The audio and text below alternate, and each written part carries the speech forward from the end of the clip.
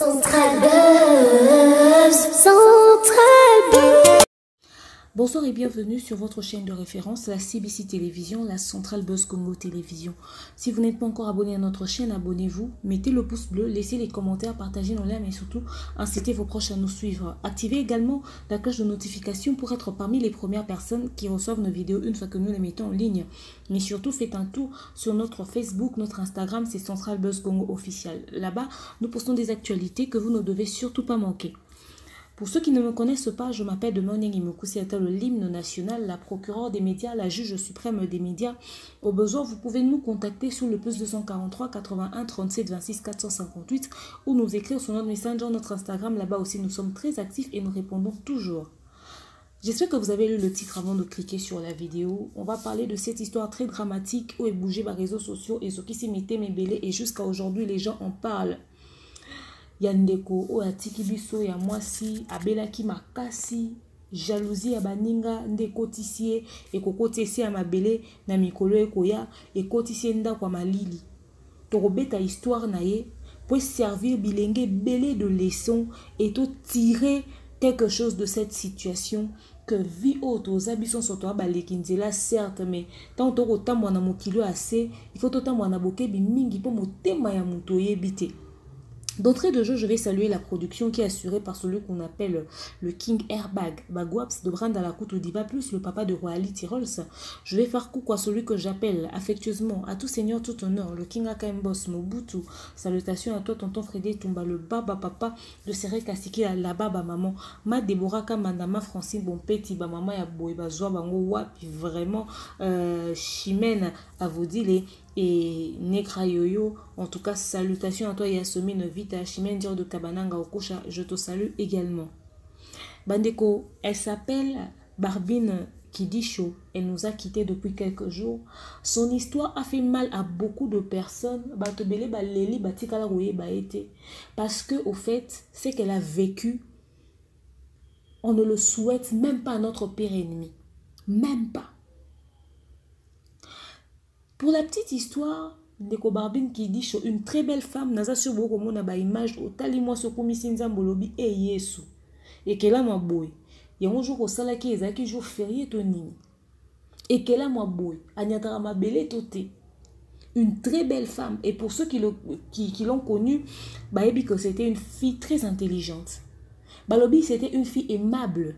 Moi na malamu. Cette fille travaillait, à Zoé Moussalamon ya bien, à Tangi ba classe ni comme toute autre personne à Tangi Azui. Elle a réussi à yo Zoé Moussala Tangwa Silisi, batine mission de service na Maroc à Zongi. Elle avait son fiancé, elle vivait bien, à combien ko mona mo ba mbongo donc azaki bien. Même au thème mabe ya baninga, jalousie ya baninga après retour du Maroc, babi malade en PC. Tata malade en PC et sili pam ba monika se remettre ba bois ke li kake babi nzoto muto ko pasuke ko panzana taka kake so mbule beta kake beti pa bobi ndesa la nzoto malili biso so to kanga ata ba matoi siko beta mutu na nzoto niba géographie esala na mama kolosko ya minene siko na nzoto mutu nzoto ba pota ba biti na mutu. On a dit elle a beaucoup souffert. Jusque na bangongani a souka, son fiancé ne l'a pas lâché. Son fiancé était toujours là. Sa maman était là, elle se cassait la tête. Cette pauvre maman, elle s'est battue. Ba se nanzambe ba biba memi mwana na bino musika. Yeso abiki ezaka nzambe. Ba memi musika. Soka biki ezaka nzambe. Ba prière, ba bundi na lolenge nyonso Yesu. Mais elle nous a quittés. Avant de loba, et là moko na génération na biso ba jeune, auto ko envier ya baninga, to linga olukate. Question na ngeza kaka. Muto asali bongo na minuto, amati promotion pas satana. Yenda komi assistant direct. Siko yo kor yande kona biso Barbine et bimaki le 17, ba ontera qui est le 18 octobre 2019. Muto asalaki bongo tango amoni yango e bakiseli nini na vie na ye. Akanisi que ndenga asali yango bongo. Ba chance nyonso o nzamba pesa ki ndeko Barbine na mokili ya se bakabeli yango ye. ba opportunité nyonso ndeko Barbie na zwaki ba ekomi siko ya ye. Donc na minute oyo bando tambola na trace na ya ndeko Barbie soko za l'échec ozwaka te okozalaka kaka l'échec okozwaka te motema mabe ezo servir na loko te parce que peu importe ato éliminer mutu wana na vie na yo ye to na mukilo ya se yeba que oyo ya ye e otikalaka ya ye yo pe oyo ya yo nzamba bombeli yo ezaka yango ndoza. Donc soko obongaka te okobongaka te so oza kitoko te ozaka kitoko te ça va rien changer. Ça ne va rien changer du tout. Yenda comme assistante directe à minute et pas satana. Motema mabe ya modèle wana eza ya kindoki.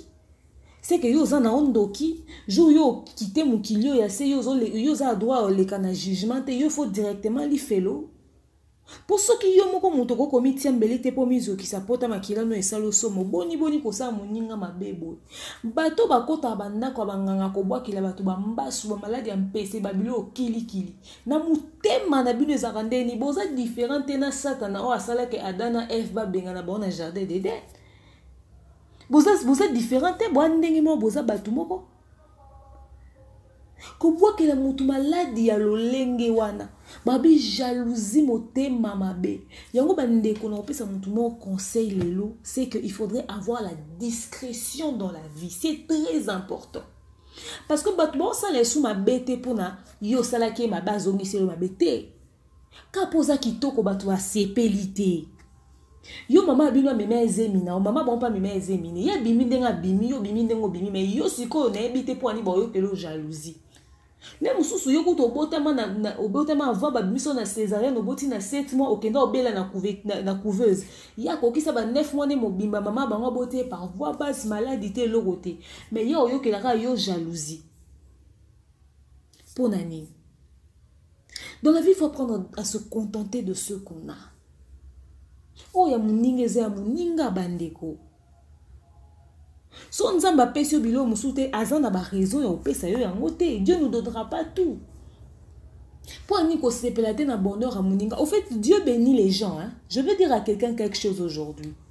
Dieu bénit les gens pas parce que tu as seulement prié et que tu as demandé parce qu'il doit te bénir. Non, Dieu bénit aussi parce qu'il voit ta bonté de cœur comme muninga zo. Moi tant on sepela na bonheur à muninga. Nzamba bi ya za ngoto osinga na opia été. Mais on mona muninga zo ya obeta maboko okumisa nzamba bi naza content pour na muninga te na pambola épée. Rien que ce geste là peut toucher le cœur de Dieu. Ndeko okota mwane kirite yo za kitoko baninga no nyonso bazama bebo salo mabe.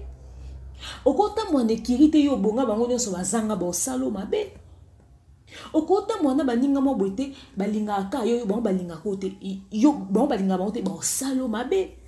Voilà pourquoi il faut osala et dans mode discrétion c'est-à-dire bon na bino baninga mais on se dévoile à penza mingi te mi bomba ba bengo ata mukongo batu ba sutuka pona makambu na yo ezate yo za muninga mo boye ata pose wa téléphone na pambo soka na $50 azu téléphone na kalake na ville kuna ba sale compensation ba PC téléphone mususu yo ba sombela ko ba iPhone nyoso zo na ba sera sika yo za ka mon chéri m'a offert ceci hein. Mon chéri m'a offert cela hein. Et mon chéri va m'inviter à sortir yo relation na ça date de 5 ans mais bon na stabilité na couple na bino non ko ba ti on anda côté mobile na luka ko mi connaît so benga ko Ernest offra ko ba cadeau à proposer ko ba sortir mais vous sali 5 ans yé a changer mibali mi connaît so chaque année chaque 6 mois chaque 2 mois des ata bolingo sika so bolinga ni sika mobile o couvrir na ba cadeau ba surprise ba sortir ba faire la kangote yo kasi o sepela na yo o sepela note il faut usara prudent na ba amitié misusu.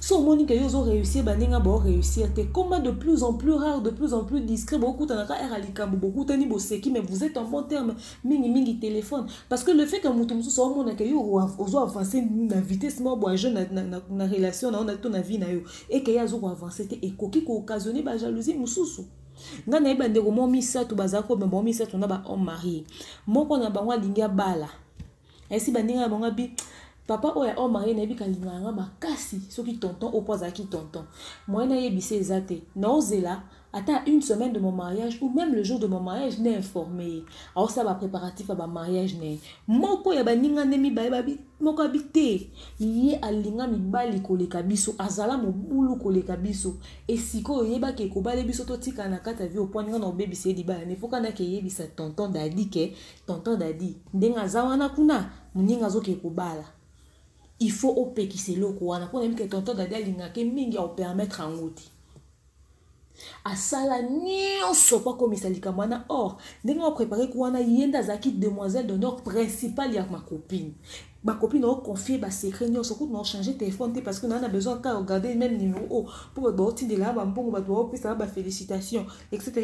Muninga na bango na mususu aka ka ebisi ya changer numéro na téléphone pour yebe ba plan copine na bango na mususu azale na azali na plan ke tonton dadi wana abenga quelques jours avant libala a créé scandale.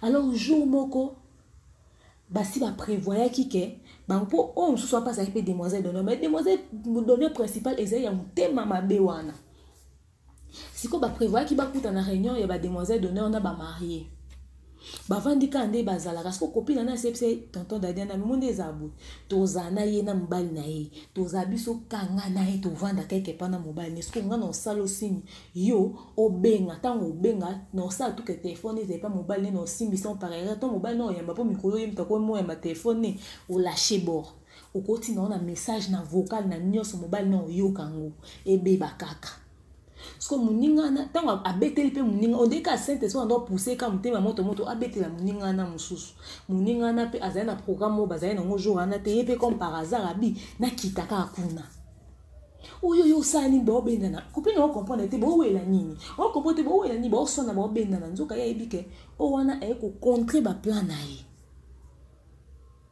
Alors à un moment donné à Monique Muningana oh ya mutema malamu azaki distraite a yibi téléphone ya la mariée pour que couper ça que simbi sa mobile tant ka ko ke na muninga mutema malamu ya bendi téléphone a balu kika ko balu ko bal ka sale même pas 3 secondes appel à tonton Dadi Koti la fille a yanda de téléphone à litoi tonton Dadi bandi.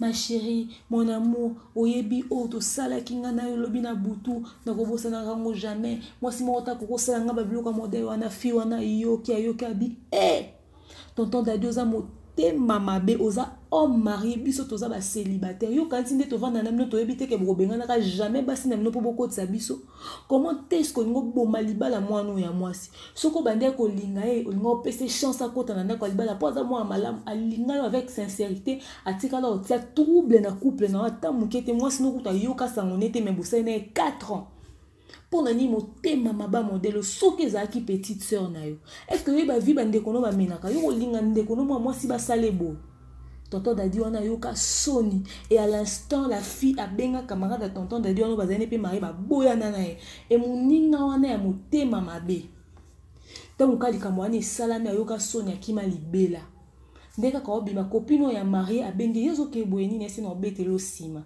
tina mariage amuna na te après le mariage avant disi muninga bitala lisolo eleka boye période de mariage nao alela ma misu na nzoto amlela ma misu na nzoto abi peut-être nzamba tali que mobulu na zana ngo na kozwa maladie quelque part nzamba épargner nga tindinga garçon oya kotana na ndako ne nebi que na zaya na vie bien te mais ko ute pas camarade na nga na ba confiance so na ndo pesi na obeteli ba projet na nga nyonso seka ko ka ta oboto la mobali na nga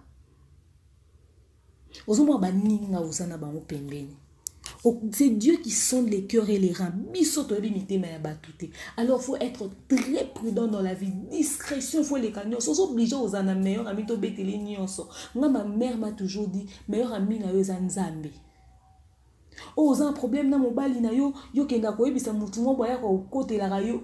Oza baba te bolinga na bino mi balé bolongwa blemba bino ba po ni faut une tierce personne ya kota na couple na bino. Ba wana ndezo mema makambo.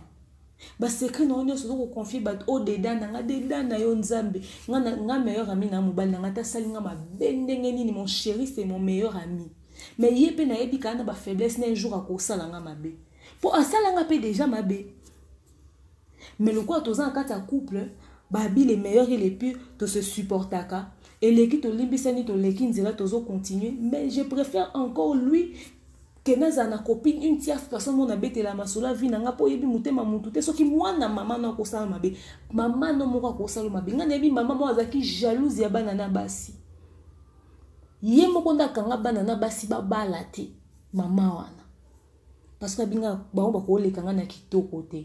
C'était une mère célibataire abota bana wana tata makanga bana na bana wana babala te bana bakokisi ba 30 ba komoluka ba pasteur nena l'église ba révélation bima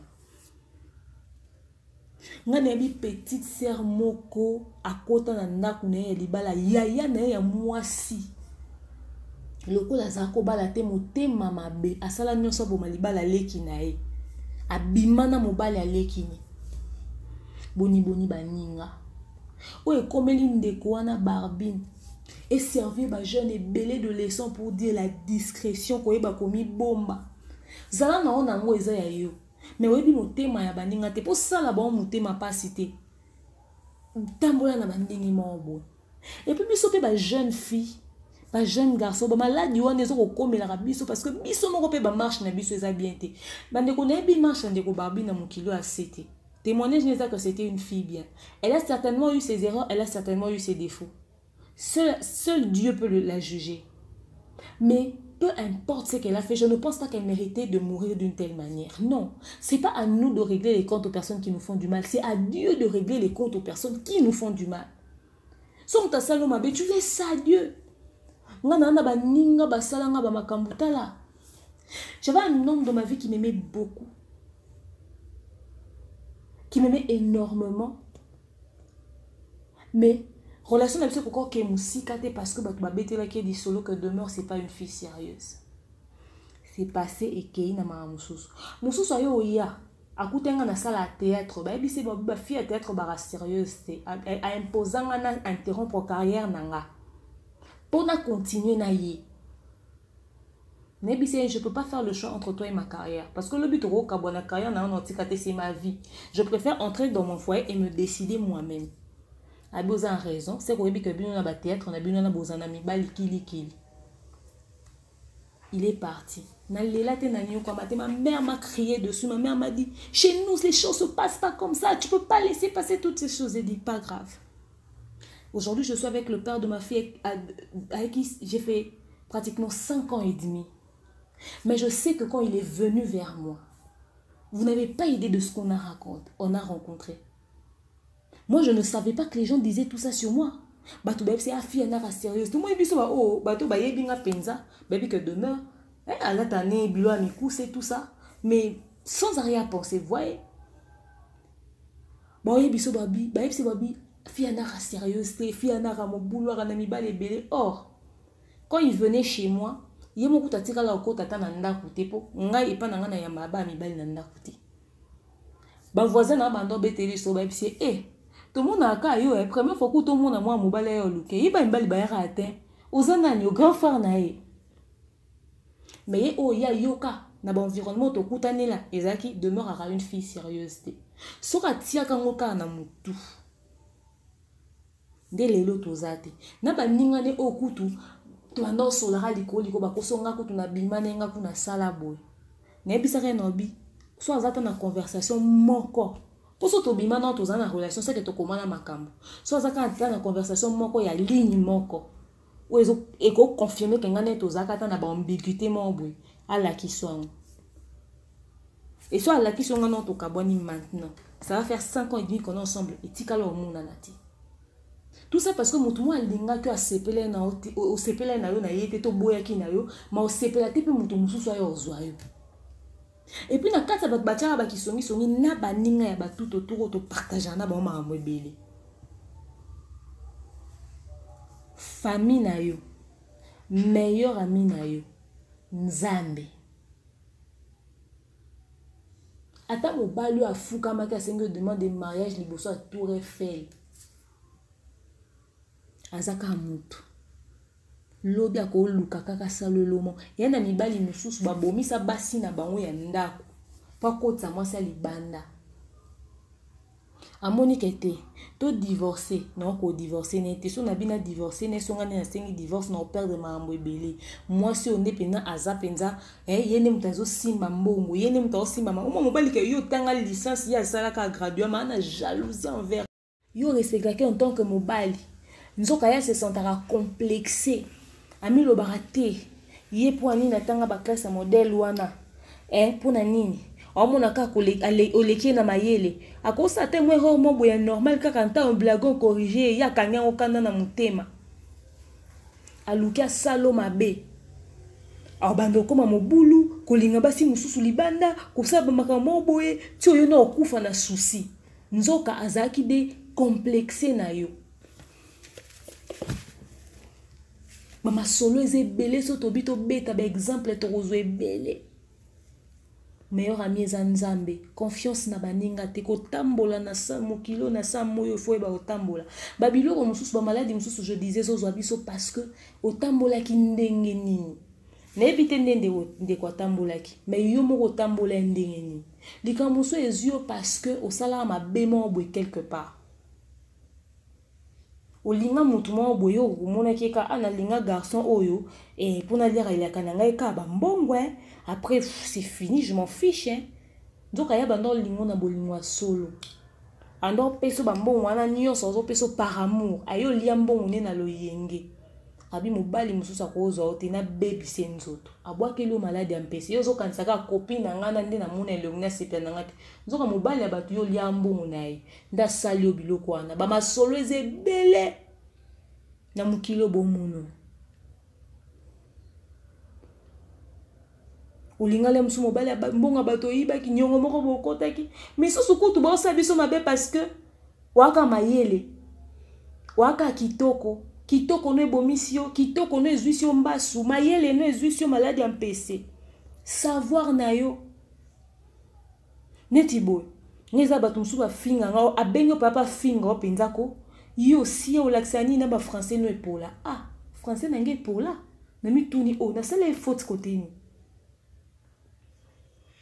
mutu mususu o jalousie okapoza mayele ya za na licencié yo za na gradué mais yo jalousie okapo oza mayele nga bato mususu batianga ba baton de leroux baselanga ba jalousie nga na obangi kuna bi ye licencié nga diplômé d'état na mona ka ndeye ke sika na bozwanga te bazwinga ye bazwi eta tikali na comprendre te na kamo nzambe c'est que mayele pena ezaka diplôme oza nango te epe mayele ki bomoto toke nango bongo nzoka jalousie ekotaka wana bayino libela.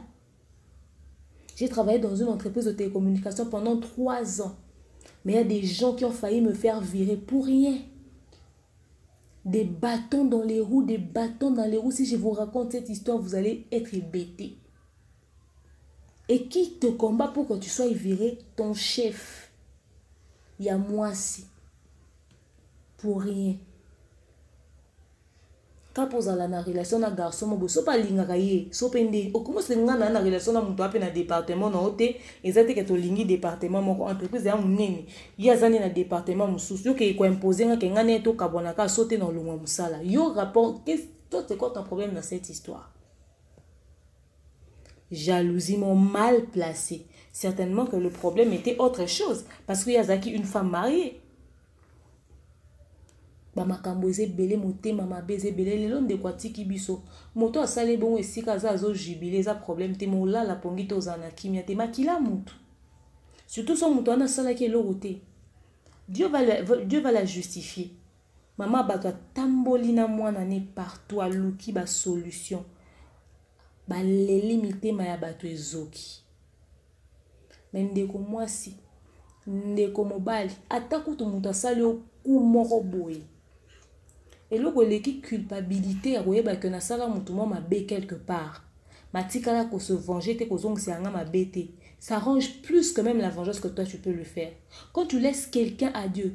Il y a des gens qui me connaissent qui savent qui je suis qui savent ce dans quoi je suis passé nga son na bête bino ba histoire nanga ebele bobando lela olela po nanga lelo leli po nanga lobi oleli po nanga lobi kuna omituni o vivande ni na makambwana. Vous voyez?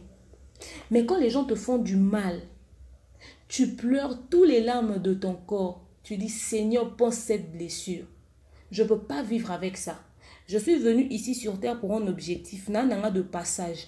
Nakoki te ko faire passer ba chance mususu ya vie nanga, ba opportunité mususu ba bon moment vie nanga pour se concentrer na blessure oyo. Je vais essayer de surpasser cela, je vais passer à autre chose. Mais yo moto yebi douleur obayo ki singa. Prends sur toi cette douleur et surtout venge ma cause. Si c'est moi qui suis dans le tort, si c'est moi qui suis en tort, pardonne-moi. Mais si c'est l'autre personne qui m'a fait du mal injustement, venge ma cause.